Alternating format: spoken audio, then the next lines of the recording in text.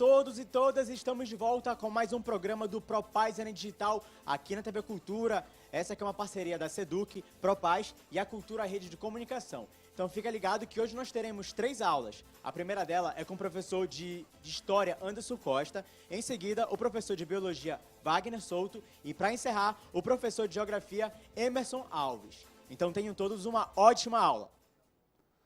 Olá, ProPaz Enem, olá, Ciências Humanas e suas tecnologias. A aula de hoje ela é muito importante. Fiquei pensando o que trazer para nós debatermos nesta aula. E 2018 tem uma grande comemoração, na verdade um aniversário histórico. É o centenário da Primeira Guerra Mundial, que é o tema da minha e da sua aula de hoje. A Primeira Guerra Mundial, e vamos aqui para a nossa telinha, por favor, ela tem um divisor de águas, não é? Na verdade, o século XX ele começa para valer com esta Primeira Guerra Mundial. É nesse contexto histórico, professor, o que é que eu tenho que saber sobre esse assunto para fazer a minha prova do Exame Nacional do Ensino Médio, dia 4 de novembro? Quais as habilidades, quais as competências, quais os debates fundamentais sobre isso? Vamos tentar usar da didática para chegar direto ao ponto.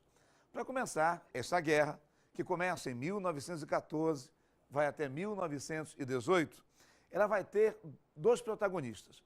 Na verdade, 2 blocos militares. Aqui na telinha, ó.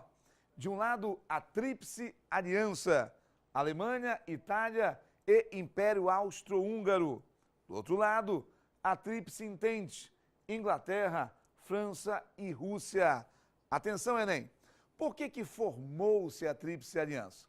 Entenda que esses 3 países, Alemanha, Itália e Império Austro-Húngaro, na verdade só vão virar países no final do século XIX, a partir da década de 60, 70 do século XIX. Portanto, tardiamente.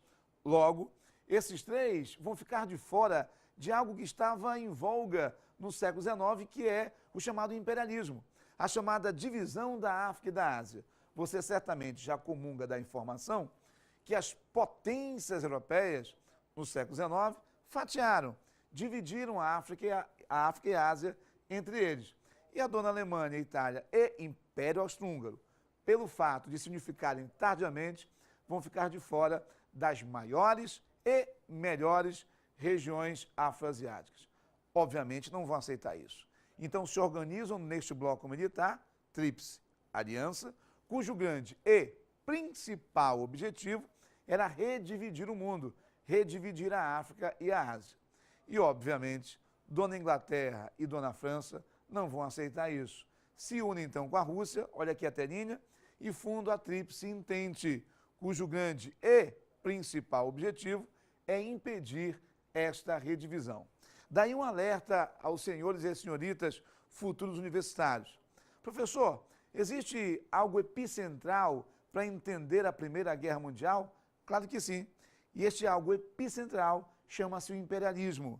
Leia, entenda e estude a Primeira Guerra Mundial como uma guerra imperialista. E o porquê? Porque eu tenho 2 blocos militares que vão estar disputando, porfiando a África e a Ásia. E junto com elas, ouro, prata, petróleo, diamantes, riquezas de modo geral, mercado consumidor e por aí vai. Portanto, a Primeira Guerra Mundial é uma guerra por mercados, é uma guerra por colônias. Obviamente, o imperialismo é a grande causa da guerra, mas não é a única. Somando com o imperialismo, eu tenho, olha a telinha aqui, algumas rivalidades dentro da Europa, como a rivalidade entre a Alemanha e a Inglaterra, até porque a Alemanha acaba superando a Inglaterra na Revolução Industrial. Eu tenho uma rivalidade pesada, franco-prussiana, entre a Alemanha e a França. E essa rivalidade, você já deve comungar dessa informação.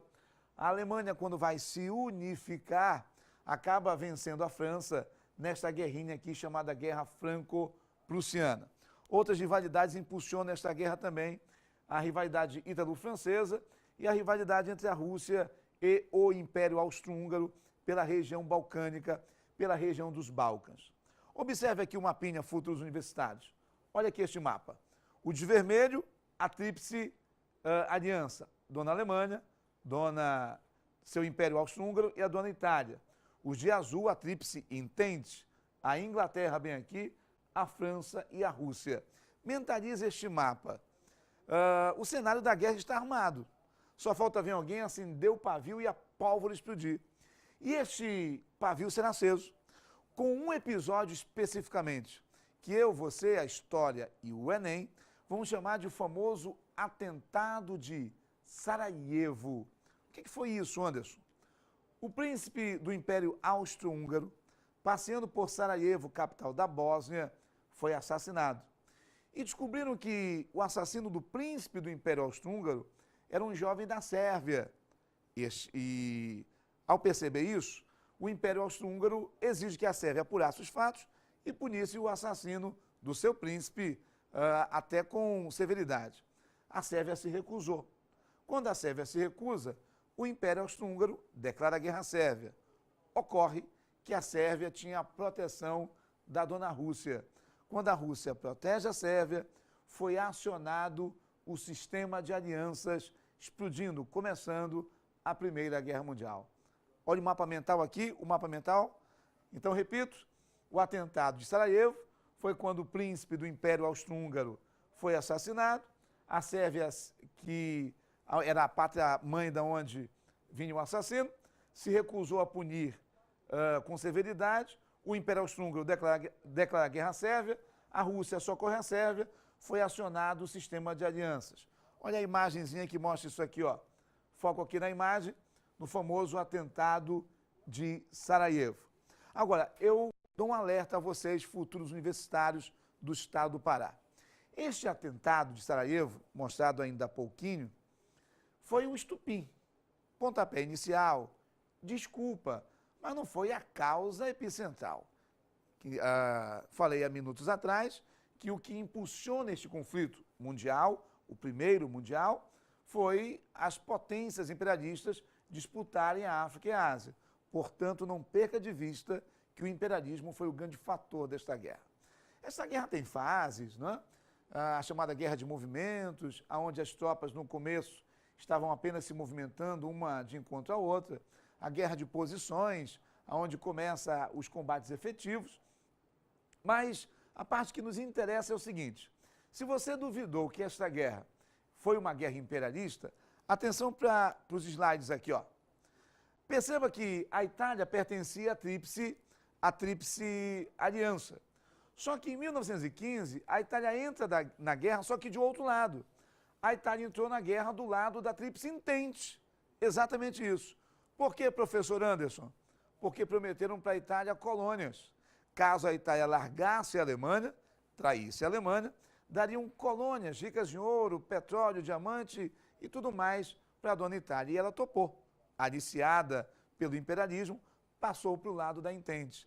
Esta é a prova que a guerra foi uma guerra por colônias como parte epicentral. A mesma coisa aconteceu com o Japão. Prometeram ele as 7 esferas do dragão, né? Prometeram ele colônias na África e na Ásia, e o Japão também entra do lado da Entente. A situação parecia complicada para a Alemanha, mas em 1917, um episódio favorece a Alemanha, que é a saída da dona Rússia. A Rússia retirou-se da Primeira Guerra Mundial. E o motivo você deve lembrar, não é? Ocorreu uma revolução na Rússia. A Rússia tornou-se socialista. Pense comigo, futuros universitários. Se esta guerra é uma guerra capitalista, portanto imperialista, e a Rússia se torna socialista, não tem por que ficar nesse conflito, não é verdade? A Rússia retira-se. É só olhar o nosso mapinha aqui de novo. Olha só, olha o mapa. Olha onde é que fica a dona Rússia. Se a Rússia retira-se da guerra, olha o tamanho da fronteira que a Alemanha tinha com a Rússia. Quando a Rússia sai dessa guerra, futuros universitários, imagina a quantidade de soldados que estavam aqui, saem e vêm todos para o Ocidente. Complica a situação da dona França e da dona Inglaterra. Acontece que a dona França e a dona Inglaterra chamaram reforços, e esse reforço veio.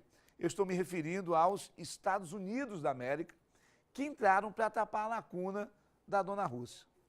Ocorre que assim que os americanos entraram neste confronto, assim que entraram, lançaram uma proposta de paz, chamada de os 14 pontos de Wilson. O que foram os 14 pontos de Wilson, professor Anderson? Em resumo da ópera, uma proposta de paz norte-americana que pedia que a guerra terminasse agora, imediatamente, sem vencidos e sem vencedores. Professor Anderson, os americanos são bonzinhos, não é? Não é bem assim. Eles queriam uma proposta de paz imediata, porque se a guerra termina sem vencidos e sem vencedores, todos, de um lado e de outro, ficariam dependentes da economia estadunidense dos Estados Unidos. Como ninguém topou, a guerra acaba se prolongando.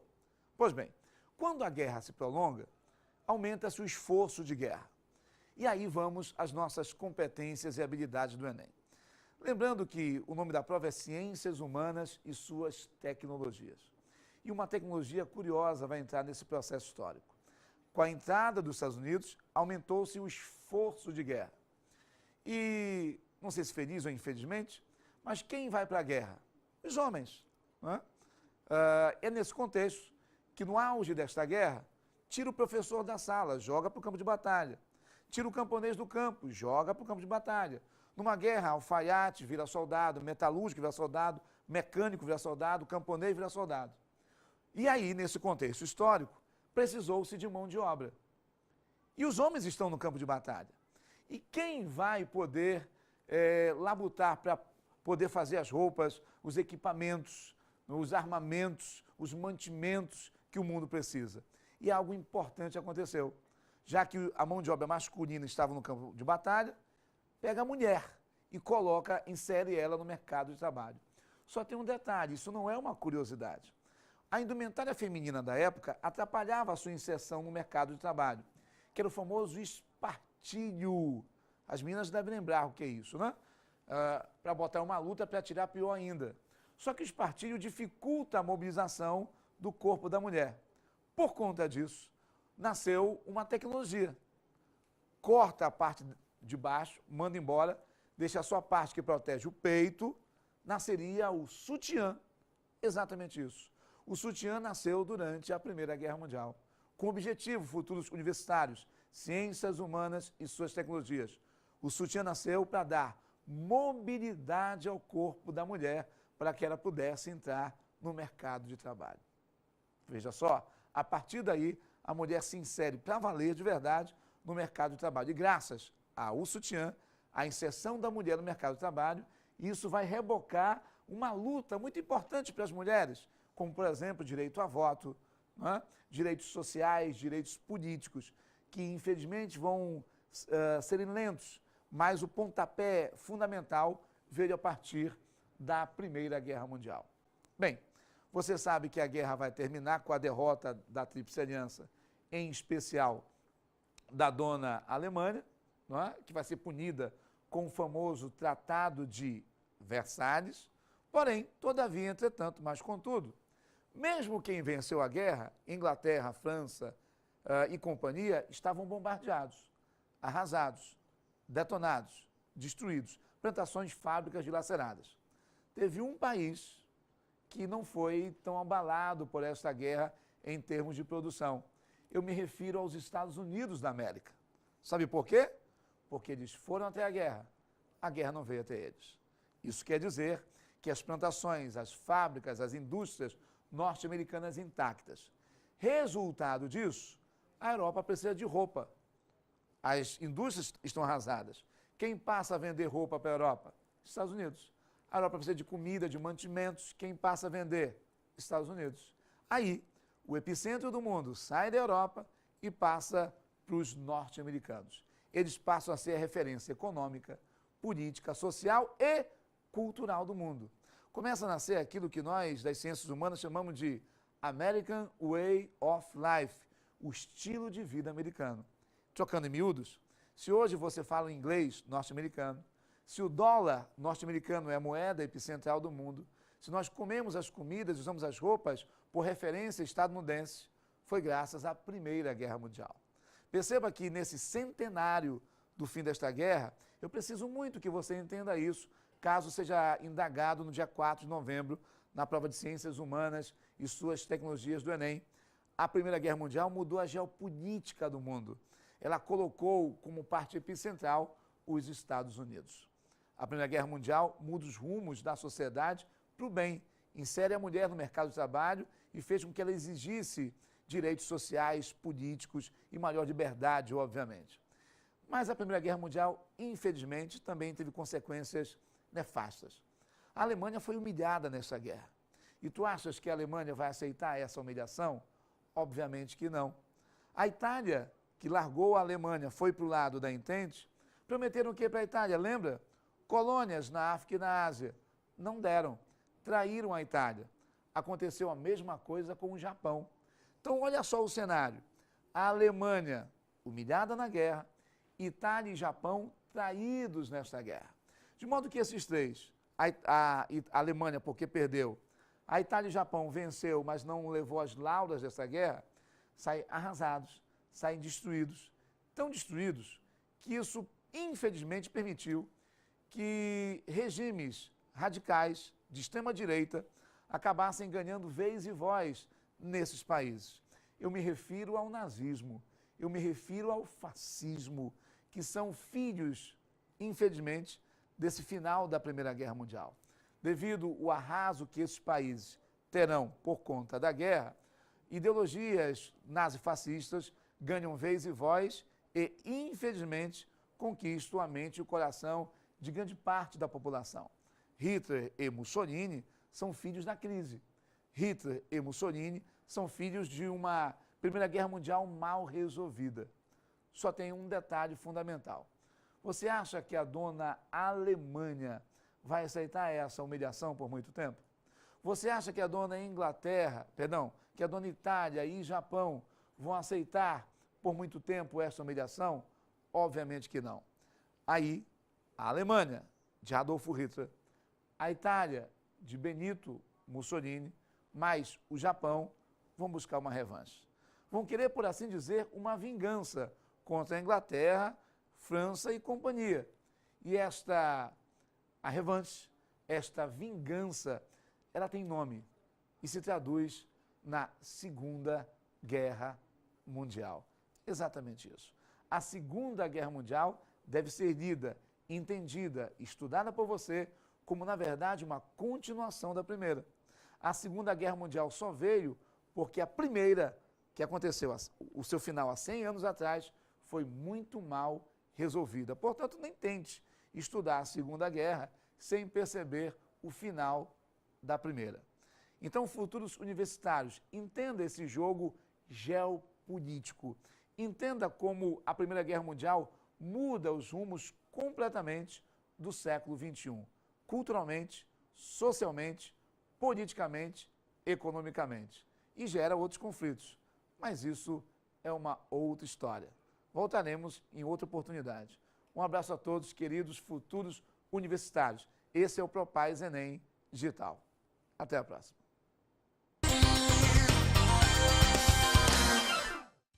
Olá, estamos continuando aqui o Propais Enem Digital, agora com a nossa aula da ciência da vida, a biologia. Sejam todos muito bem-vindos.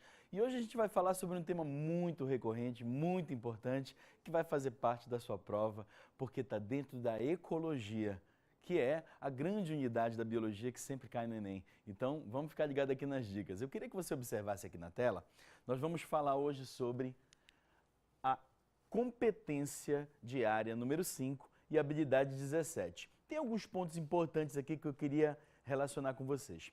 Na habilidade 17, o aluno tem que ser capaz de relacionar informações apresentadas em diferentes formas de linguagem e representações usadas nas ciências físicas, químicas ou biológicas, com texto discursivo, que é o que mais você utiliza, né? O texto discursivo em todas as provas sempre é o que mais vem, mas gráficos também, tabelas, relações matemáticas ou linguagem simbólica, como na genética a gente observa muito. Eu queria que você tivesse uma atenção muito especial para os gráficos.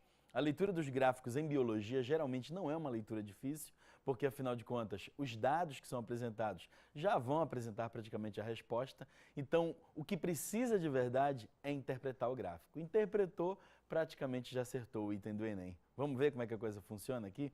Eu queria que você primeiro prestasse atenção num conceito muito importante da ecologia, que é o conceito de população. Veja bem, é preciso fazer uma diferença fundamental entre população e espécie. Nós somos da espécie Homo sapiens sapiens. Nós temos hoje uma abrangência no mundo todo. Se eu considerar a população humana do planeta Terra, essa população humana coincide com a espécie humana, porque a espécie está em todo o planeta. Mas eu também posso fatiar a espécie. Eu posso dizer assim, ó, população humana do Brasil. Percebe que agora eu delimitei só um país. Então, os outros humanos que estão fora do Brasil não estão na minha análise, ok? O que eu preciso então que você defina na sua mente para o Enem? É que população é uma fatia da espécie que vai estar num único lugar ali determinado, num determinado período de tempo. Então, a população são indivíduos da mesma espécie, no mesmo lugar, ao mesmo tempo, ok? Então, o gráfico que eu vou mostrar para vocês, ele basicamente é um gráfico de populações. Se a população crescer demais, a população cresceu localmente, porque eu disse que população são seres da mesma espécie no mesmo local, tá ligado? Então, o que vai acontecer? Se uma espécie entrar em extinção num determinado local, aquela população entrou em extinção. Esse é um conceito local. Só vai ser global se eu disser para você que o local que eu estou definindo é o próprio planeta Terra. Tudo bem? Então, se eu falar população de mangueiras, das árvores, das mangueiras da cidade de Belém, então, se elas forem levadas à extinção um dia, é uma extinção global ou local? Exatamente, é uma extinção local, porque o gráfico de população geralmente é um gráfico local. Tudo bem? Então, dadas essas informações, a gente vai analisar o gráfico. Em resumo, população, grupo de indivíduos da mesma espécie que vivem no mesmo local ao mesmo tempo. O gráfico, então, preferencialmente é local. Vamos analisar aqui na tela. Olha só o que nós temos. Eu tenho aqui uma curva de crescimento que eu vou chamar de curva de potencial biótico, essa primeira curva aqui. O que é preciso que a gente entenda? O eixo Y do gráfico aqui, ó, mostra o número de indivíduos da população. E o eixo X é o tempo. Então eu vou analisar o número de indivíduos em função do tempo. Você está vendo aqui na tela? Então, o número de indivíduos em função do tempo. Então, o tempo vai passar e eu vou ver o que acontece com o número de indivíduos. Eu queria que, em primeiro lugar, você considerasse o seguinte. Imagine que viver e sobreviver fosse muito fácil. Que não houvesse dificuldade nenhuma, sempre tem alimento, nunca tem predador, está tudo favorável, né? Se as condições ambientais também forem favoráveis, imagine só, não tem predador, tem muito alimento, as condições ambientais são ótimas, o que aconteceria com a população daquele local? Ela iria crescer, olha, muito rapidamente, em pouco tempo, ela iria crescer e tenderia ao infinito. Percebe que aqui tende ao infinito. Essa é a curva de potencial biótico. Geralmente isso é um crescimento ideal da espécie, mas ele não se realiza. Para você perceber um exemplo bem prático, se uma tartaruga colocar, por exemplo, 30 ovos na areia da praia, e aí ela vai lá, enterra esses 30 ovos, imagine que a capacidade total dela de produzir ovos fosse 30. Aí ela coloca os 30 ovos vão gerar 30 filhotes, esses 30 filhotes vão conseguir cavar a areia, subir, vão chegar até a água, os 30 vão sobreviver e vão ter o número máximo de filhos que eles puderem ter. Isso seria um potencial biótico se realizando, mas a gente sabe que a realidade não é essa. Se de 100 tartaruguinhas que saem, uma sobrevive, já é uma grande vitória. Ah, mas por que as outras morreram? Bom, elas não vão morrer exatamente todas ali no momento do nascimento, mas no percurso aí da vida, elas vão encontrando dificuldades. Essas dificuldades são o que nós chamamos de resistência ambiental. Então perceba, a curva de potencial biótico é uma curva ideal, mas ela não é realizável, na realidade ela não vai acontecer, porque existe uma resistência ambiental. Essa resistência ambiental vai controlar o número de indivíduos da população. E aí observa o seguinte, qual seria uma curva de crescimento real neste gráfico aqui, ó? Percebe que geralmente a população não começa do zero. O zero seria aqui, ó. Ela está começando num número um pouco acima de zero.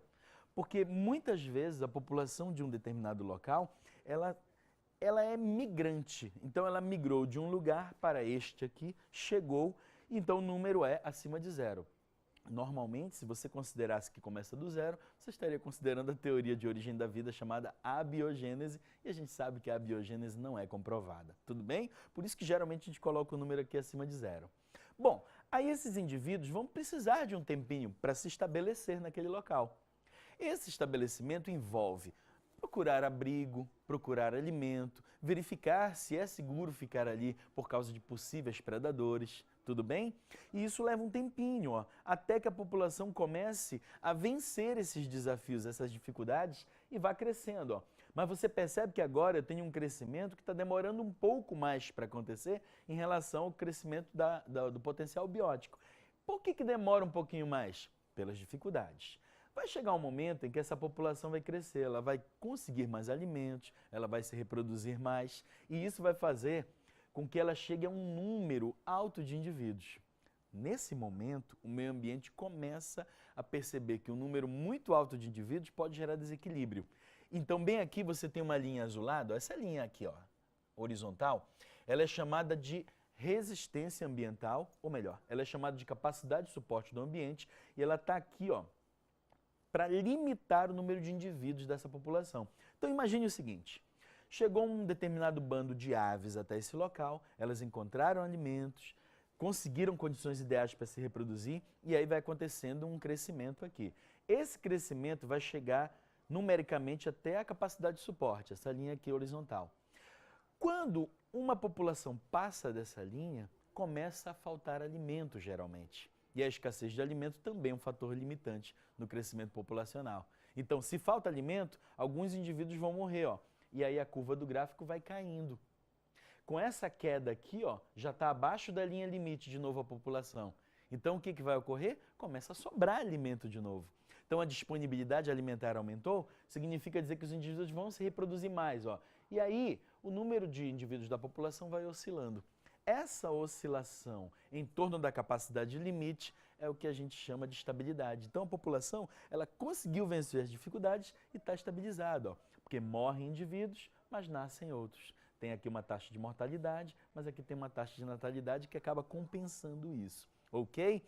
Então, em resumo, eu tenho uma curva de potencial biótico que não se realiza, que seria o máximo que aquela espécie conseguiria se reproduzir, mas não consegue por causa da resistência ambiental, ou seja, das dificuldades que o meio impõe, e eu tenho agora a curva de crescimento real, que é quando a espécie consegue vencer as dificuldades ambientais.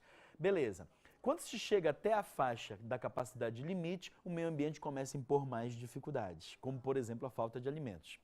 E aí, alguns indivíduos morrem, outros nascem, e essa população fica oscilando numericamente em torno da capacidade limite, ok? Agora, a gente está considerando aqui que nós temos uma condição normal, que aquela população vai se equilibrar, vai ficar oscilando perto da linha limite. Mas há outros casos também importantes para a gente ver. Dá uma olhadinha aqui, por favor, no slide. Observa só. Aqui eu gostaria que você evidenciasse na sua análise aí o que eu vou mostrar aqui como resistência do meio, ou resistência ambiental. Essa resistência ambiental são todas as dificuldades que o meio ambiente impõe para fazer com que a espécie não cresça aceleradamente naquele local. Então perceba que essa é a curva do crescimento potencial biótico, essa é a curva de crescimento real, e a diferença que essa parte mais escura aqui, ó, é a resistência ambiental. Ok? Vamos lá de novo? Potencial biótico, que não se realiza, curva de crescimento real, e a diferença entre elas é toda essa parte escura aqui do gráfico, que nós chamamos de resistência ambiental. Agora eu queria te chamar para contar um segredo aqui. O que eu chamei de resistência ambiental, em outras palavras, Charles Darwin, o maior nome da biologia da história da ciência, chamaria de seleção natural. E eu gostaria que você não tivesse pensamentos muito românticos quanto a isso. Por quê? A seleção natural nada mais é do que o meio ambiente eliminando aqueles que não estão adaptados. Tudo bem? Então, repito, a seleção natural é o meio ambiente eliminando os não adaptados. Então, os mais fracos em poder de adaptação são eliminados. Hoje está acontecendo uma onda de calor muito forte na Europa. Portugal, por exemplo, as pessoas que eram adaptadas ao frio hoje estão sofrendo muito com ondas de calor. Às vezes a temperatura chega a 40, 41 graus. Isso faz com que muita gente não resista e morra por desidratação ou problemas decorrentes dela. É o meio ambiente agora selecionando, quer dizer, os que sobrevivem são aqueles que já estão melhor adaptados ao quente. Tudo bem? Agora, vamos analisar de uma outra forma. Pode ser que venha na prova de vocês, então, um gráfico como este, bem aqui, ó. Percebe que o primeiro crescimento, olha a curva real de crescimento aqui, ó. O primeiro crescimento ele é mais lento, o segundo crescimento, olha, em pouco tempo aqui a espécie cresce bastante e depois estabiliza. Esse segundo crescimento mais rápido é chamado de crescimento exponencial, que é quando a espécie já conseguiu encontrar aqueles alimentos, não tem tantos predadores, não tem tantos parasitas ainda se estabelecendo contra ela. Bom, quais são os fatores que podem alterar isso aí? Disputa por espaço, disputa por alimento, disputa por parceiros sexuais. Chamamos isso de competição. A competição faz com que a população diminua. Então já é mais um fator de controle ambiental. Predatismo, quando os indivíduos comem esses indivíduos, outros indivíduos os utilizam como alimento, a população também cai.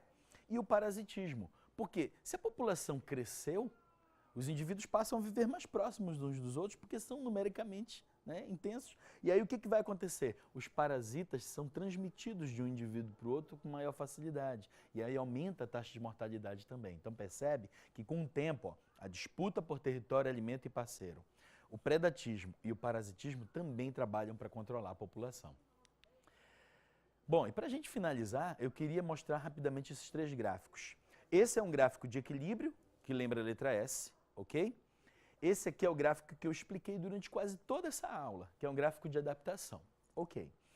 Observe o seguinte, existem espécies exóticas, que são espécies que vêm de outros lugares, às vezes até trazidas pelo ser humano, e elas são colocadas em ambientes que não são os dela originalmente, e isso vai gerar desequilíbrio ambiental. Eu vou mostrar uma foto aqui para você de um animal, ó, chamado caramujo gigante africano. Ele dá nos nossos quintais hoje em dia, né?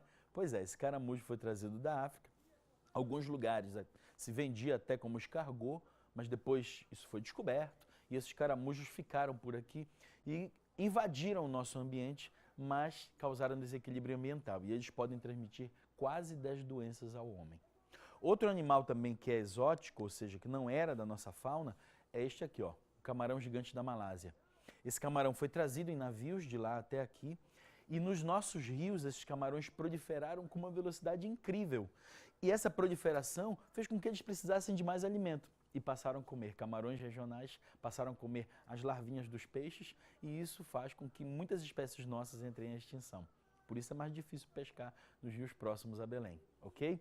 Agora olha só, quando uma espécie cresce demais, ela entra nesse gráfico aqui, ó, que é o gráfico da praga, esse segundo, ó.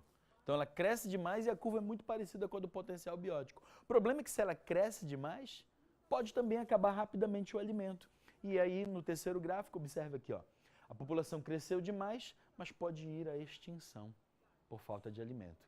Então com as pragas pode acontecer isso, ok? Se ela foi à extinção, ela foi praticamente ali a zero no local, ela não vai mais conseguir se manter. E aí lembrando, hein, essa extinção que acontece ali é global ou local? Pois é, né? Porque quando eu falo de gráfico de população, sempre a análise é local. Lembra disso lá na tua prova, tá ok? Então, para a gente fechar aqui, gráfico normal de adaptação em S, o gráfico de praga imita muito a curva de potencial biótico e o gráfico de extinção é uma curva que imita o potencial biótico, depois cai a zero ou praticamente zero. E lembrando que as pragas geralmente são espécies exóticas, como o caramujo gigante africano e o camarão gigante da Malásia, ok? Eu espero que você tenha aprendido coisas novas, tenha curtido essa aula e a gente vai ficando por aqui. Muito obrigado pela atenção de vocês e sempre se lembre, tá? O mais importante para o Enem é que você conheça as habilidades, ou seja, que você saiba o que fazer com o conhecimento que já aprendeu durante toda a sua vida estudantil, ok? Um grande abraço e até a nossa próxima aula.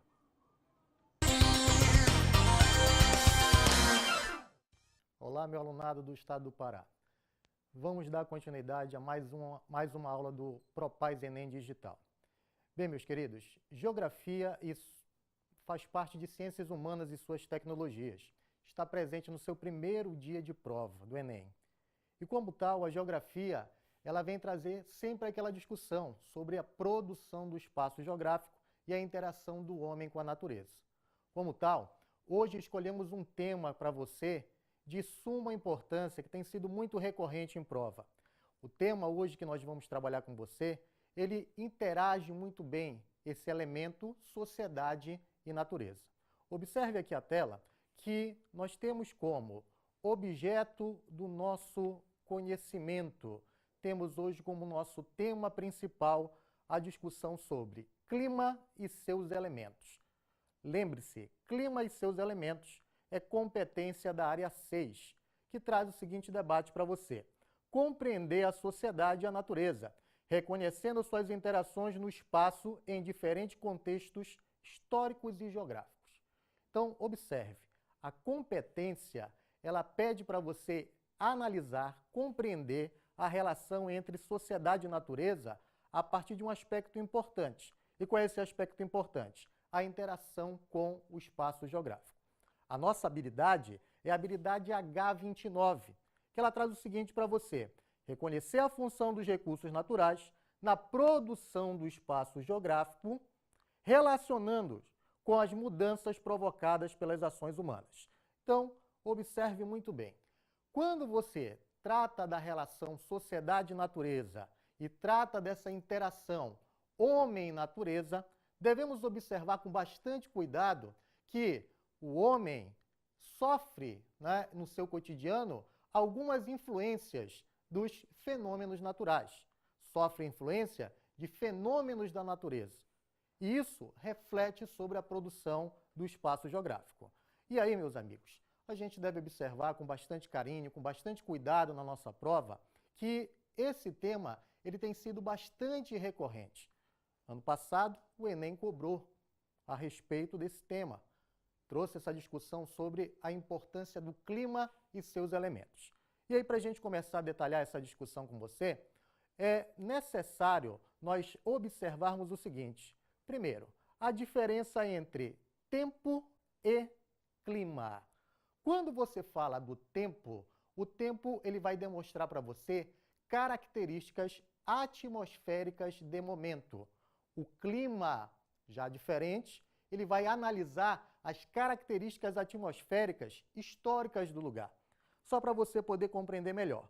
Quando você fala de tempo, o que você está analisando na prática? O tempo, você está analisando na prática, é uma condição atmosférica de momento. Exemplo, se eu afirmar para você que hoje amanheceu chovendo na cidade de Belém, isso é uma condição de tempo. Tá?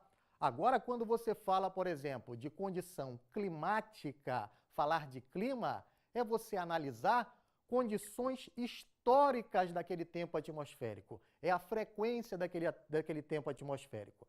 Observe que quando você fala de clima, há um detalhe importante.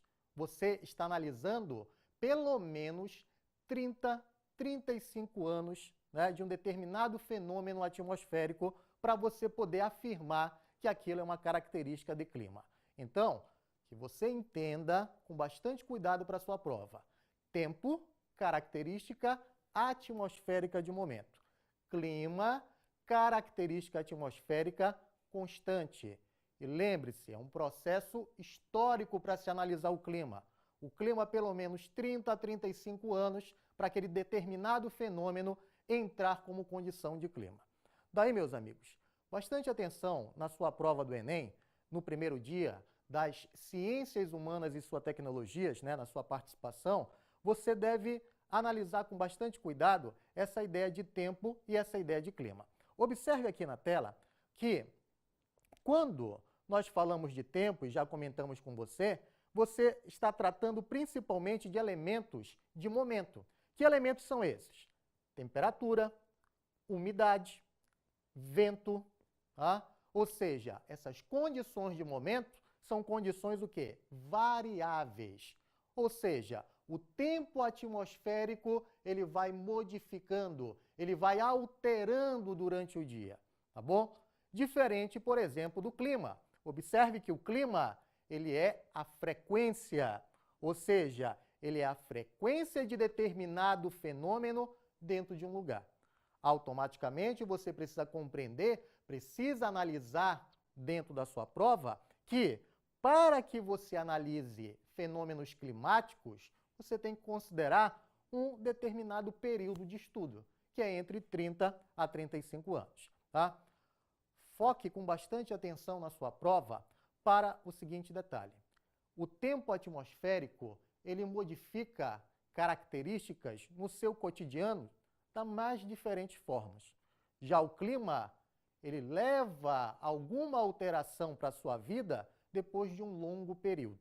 Então, com bastante atenção, com bastante cuidado, quando se fala de tempo e se fala de clima. Tá?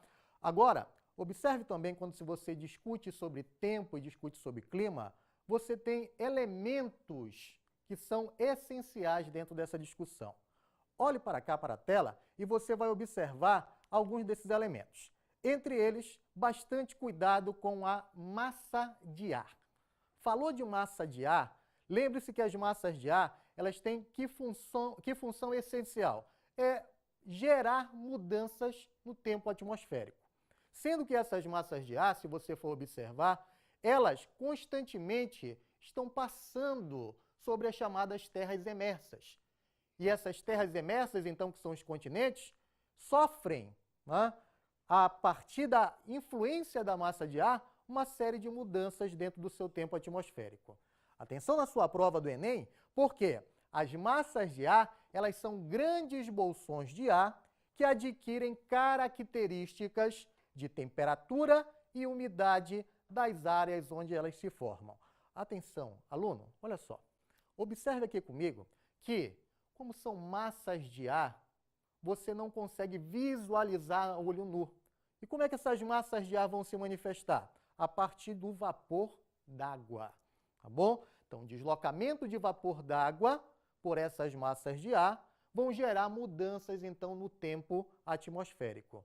E lembre-se, as massas de ar são as que provocam maiores variações de temperatura e de umidade. Galera, deve-se tomar bastante atenção para o seguinte detalhe. Temperatura, ela oscila bastante durante o dia. Inclusive, você deve tomar bastante foco e bastante atenção que quando se fala de temperatura, você tem um elemento fundamental para analisar na tua prova, que é a chamada amplitude térmica. O que é a amplitude térmica? É a diferença entre a maior e menor temperatura. Exemplo, se eu digo que a maior temperatura hoje em Belém chegou aos 35 graus, a menor temperatura de Belém hoje chegou a 30 graus, a amplitude térmica, então, é de 5 graus.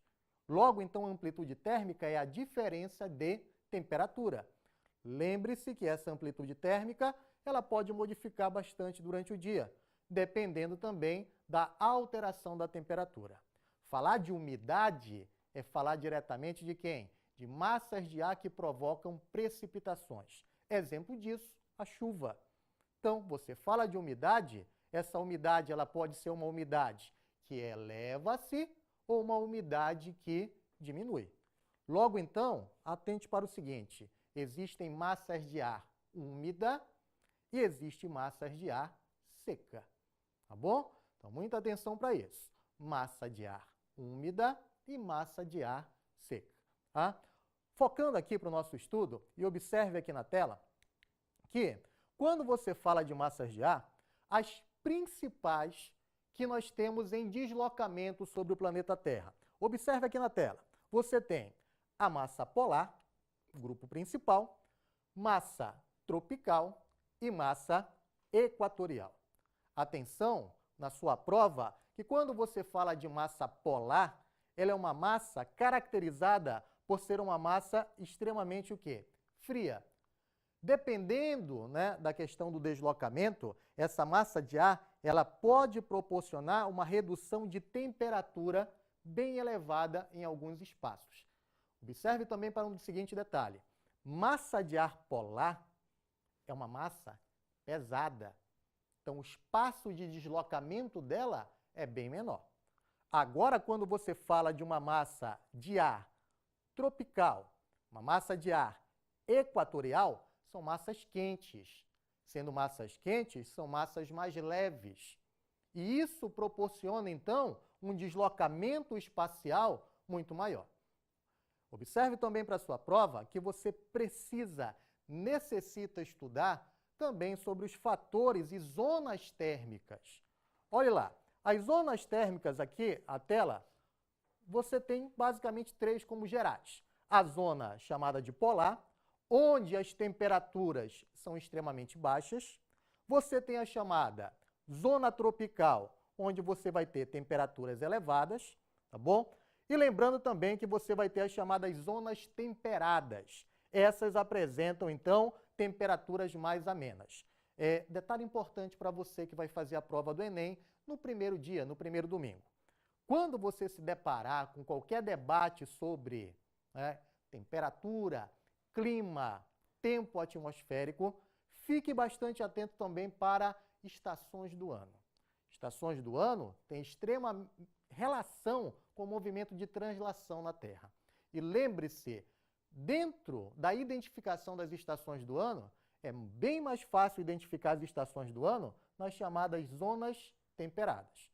Você que vive na região norte, vive na região equatorial, há uma maior dificuldade de se identificar essas zonas de variação de estação do ano.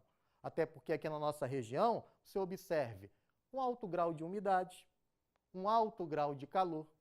Isso acaba proporcionando dificuldade de você identificar qual a estação do ano. Então, repito para você, zonas temperadas, maior facilidade para você identificar, então, aquilo que nós chamamos de estações do ano. Tá bom? Amigos, preste atenção aqui na tela para alguns fatores importantes para o clima. Em especial, o primeiro fator que você deve observar é a latitude.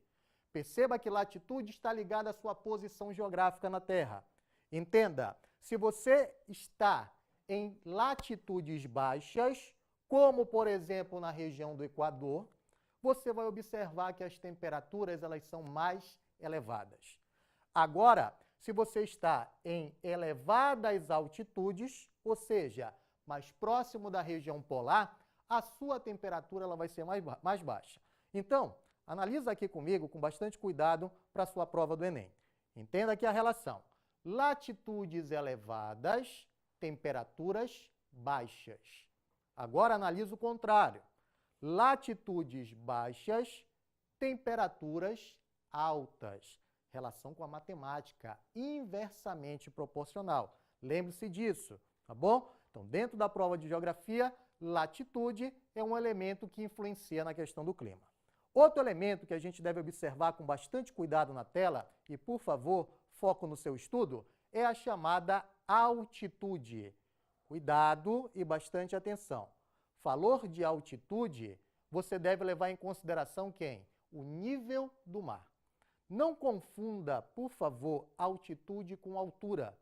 Altura é uma medida de qualquer corpo em qualquer superfície. Já a altitude é a medida do relevo, levando em consideração quem? O nível do mar. Compreenda para a sua prova o seguinte: quanto mais você aumenta, ou seja, avança na sua altitude, menor vai ser a sua temperatura. Dica importante para você: a cada 1 quilômetro que você aumenta a sua altitude, a temperatura cai em torno de menos 6 graus. Ou seja, ela vai reduzindo de 6 em 6 graus a cada 1 quilômetro que você aumenta a sua altitude. Perceba também para a sua prova um detalhe importante. E qual é o detalhe importante? Assim como a latitude, você vai fazer aquela variação da matemática. Qual é a variação da matemática? Aumenta a altitude, diminui a tua temperatura. Agora pense o inverso. Diminui a tua altitude, aumenta a tua temperatura. Então, essa relação com a matemática ela é importante, tanto para latitude como para altitude. Foco aqui na tela e você deve observar que também temos outro elemento, a maritimidade e a continentalidade. Diferença entre eles. A maritimidade é a sua maior proximidade com mares e oceanos. Perceba que quanto mais próximo de mares e oceanos, você vai poder observar que a amplitude térmica ela é menor e a maritimidade ela vai provocar maior quantidade de chuva. Por que isso? Porque você tem a chegada mais constante de massa de ar, vento. Automaticamente, você vai ter mais chuva. significa, se você está mais próximo da área costeira, você vai se deparar com mais chuva. E mais, a umidade ela vai ser um pouco mais elevada. Agora, quando você fala de continentalidade, continentalidade é você estar mais afastado do litoral, da faixa costeira. Isto significa, mais afastado da área costeira, você vai se deparar com temperaturas mais altas, nível de chuva menor e a umidade bem mais seca. Aí, se a gente for trabalhar um exemplo para você, quando você vai para cidades como Brasília, aqui no Brasil, você observa que a umidade ela é mais baixa. Seu nariz sente isso, seca. Né? Em virtude de quem? Da redução justamente da umidade. E, para que a gente possa focar na nossa prova do Enem, observe também que você tem as chamadas correntes marítimas. As correntes marítimas, elas são também elemento importante para proporcionar alterações climáticas. Observe aqui que as correntes marítimas, elas nada mais são do que massas de água. E aí, por favor, quando você fala de massas de água, deslocamento em forma também de vapor. Lembre-se que elas proporcionam ou aumento ou redução de chuva, ou aumento ou redução de temperatura. Torna uma área mais quente ou uma área mais fria. É essencial você observar e estudar para a sua prova do Enem, com bastante cuidado, a relação que o clima tem ao nosso cotidiano. Lembre-se, o clima ele influencia na agricultura, o setor primário da economia ele depende bastante da questão do clima. Observe que o clima influencia no seu cotidiano, influencia no seu lazer. Então, o elemento clima e o elemento tempo atmosférico estão no seu dia a dia.